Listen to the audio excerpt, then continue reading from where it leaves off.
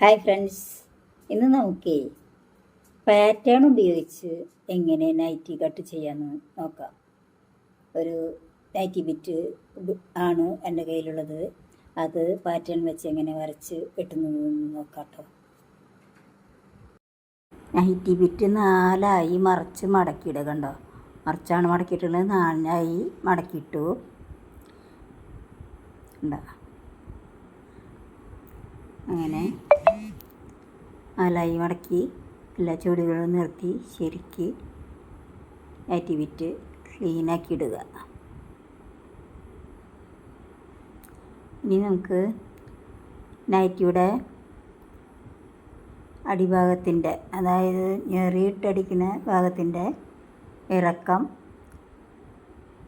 46 ഇഞ്ചാണ്. അത് നമുക്ക് മാർക്ക് ചെയ്യാം.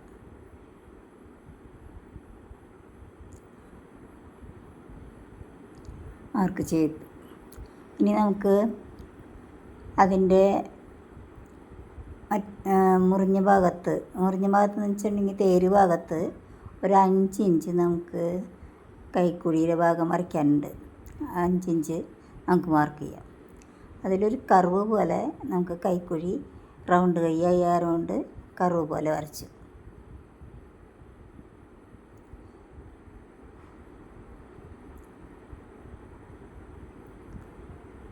ഇനി ഫോൾഡ് ചെയ്യുന്ന 1 ഇഞ്ച് കീഴ്പോട്ട് മാർക്ക് ചെയ്ത് അതിൽ നിന്ന് ആ കർവിലേക്ക് ഇങ്ങനെ ചെറുതാക്കി വരച്ചു കൊടുക്കുക.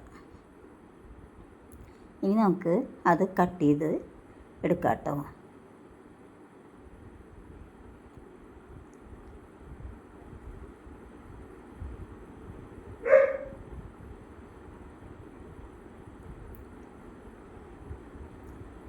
അത് കട്ട് ചെയ്ത്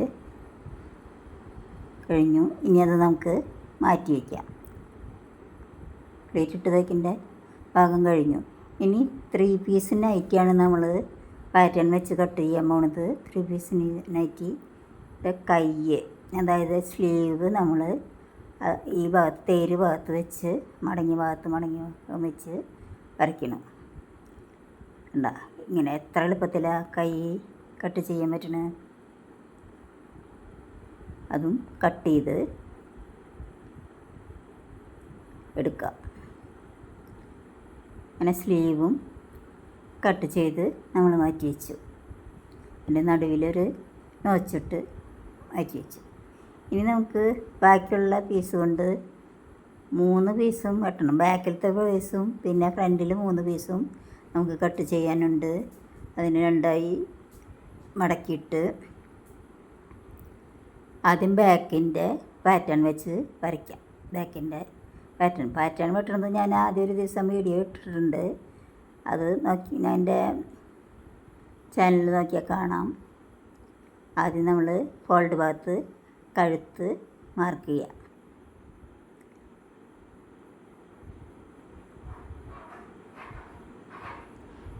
പിന്നെ കൈക്കുഴി മാർക്ക് ചെയ്തു, ചെരിഞ്ഞ ഭാഗവും മാർക്ക് ചെയ്തു. ബാക്ക് യോക്ക് കട്ടിങ് ചെയ്യാം.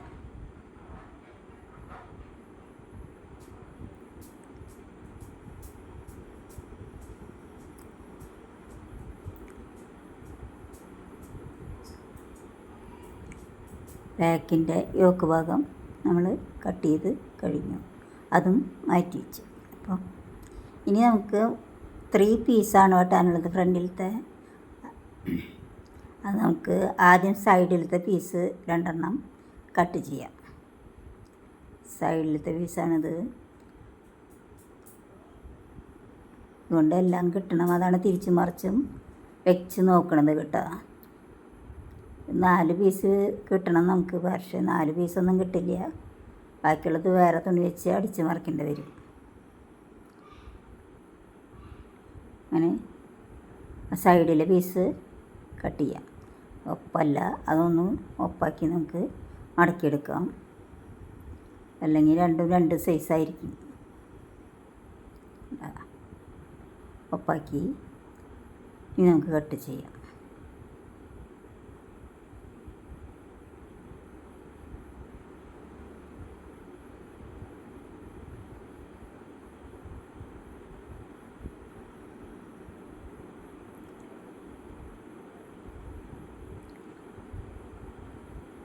കട്ട് ചെയ്ത് കഴിഞ്ഞു.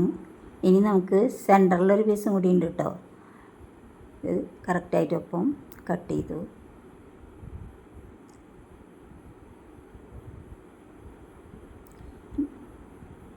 ഇനി സെൻറ്ററിലത്തെ പീസും കൂടി നമുക്ക് കട്ട് ചെയ്യാനുള്ളൂ.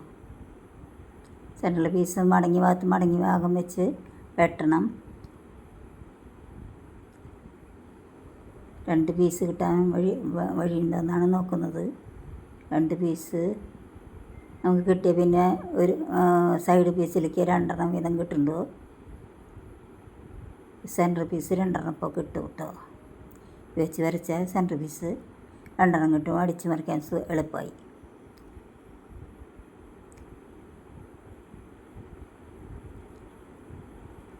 അങ്ങനെ സെൻറ്റർ പീസ് മാർക്ക് ചെയ്ത് കട്ട് ചെയ്യാം.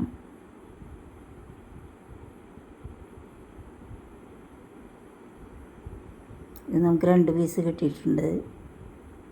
സൈഡ് പീസ് നമുക്ക് 2 കൂടി കട്ട് ചെയ്യേണ്ടതുണ്ട്. അതിന് വേറെ തുണി വെച്ചാലും കുഴപ്പമൊന്നുമില്ല. വേണ്ട, സെൻറ്റർ പീസ് കിട്ടി. കട്ടിങ് കഴിഞ്ഞു.